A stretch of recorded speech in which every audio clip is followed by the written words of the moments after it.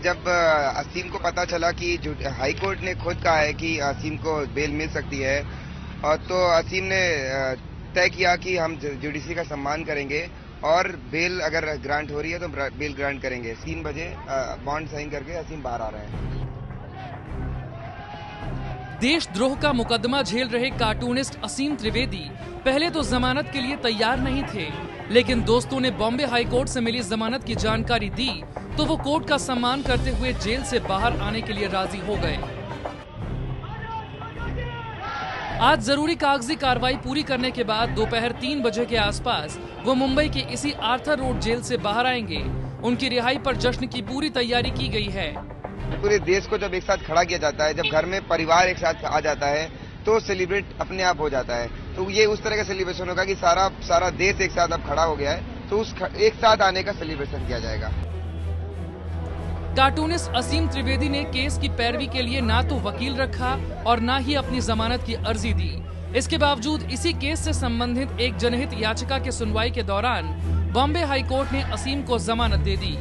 इससे पहले चौतरफा विरोध के चलते महाराष्ट्र सरकार को असीम पर लगाए गए देशद्रोह के आरोप को वापस लेने का ऐलान करना पड़ा। स्तर पर इस केस का इन्वेस्टिगेशन किया जाए। इन्वेस्टिगेशन जल्द से जल्द होना चाहिए और इन्वेस्टिगेशन के बाद यदि शासन को जो भी धारा लगाई गई है वो वापस लेने का भी अधिकार है और कुछ ज्यादा लगाने का भी अधिकार है। शासन को वो अधिकार तो है ही। एमएनएस अध्यक्ष राज ठाकरे ने भी असीम की गिरफ्तारी के लिए महाराष्ट्र सरकार की कड़ी आलोचना की है। मैं तो काहीतरी एक स्तंभाचं काढले, ते काहीतरी 3 लांडगे वगैरे केले। खरंच आहे की ते हे जे देशाचे लचके तोडतायत, ज्या प्रकारचे भ्रष्टाचाराचे आकडे आज बाहेर येत आहेत, लाखो करोडो रुपयांचे भ्रष्टाचाराचे आरोप येत आहेत आणि सगळ्या बाजूनी जे काही लचके तोडले जात आहेत राजकारण्यांकडनं आणि या सगळ्या खासदार होऊन मंत्री झालेल्या लोकांकडनं, ते त्याच्यात चुकीचं काय आहे? आणि ती जर भावना त्यांनी जर व्यक्त केली व्यंगचित्रातनं तर त्याला तुम्ही देशद्रोही म्हणून ठरवणार?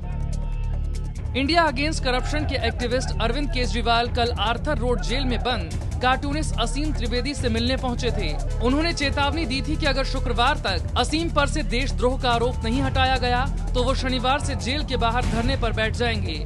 लेकिन कुछ घंटे के अंदर ही सरकार ने मुंबई पुलिस को देशद्रोह का केस हटाने का आदेश दे दिया।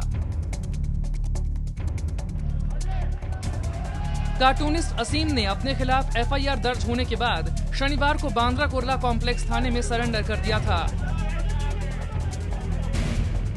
इसके बाद बांद्रा कोर्ट ने असीम को 16 सितंबर तक के लिए पुलिस रिमांड में भेज दिया था, लेकिन अगले ही दिन मुंबई पुलिस कोर्ट में रिमांड सरेंडर करने के लिए पहुंच गई। इस पर कोर्ट ने असीम को 24 सितंबर तक न्यायिक हिरासत में भेज दिया था, लेकिन बॉम्बे हाई कोर्ट से जमानत मिलने के बाद आज असीम को जेल से रिहाई मिल जाएगी।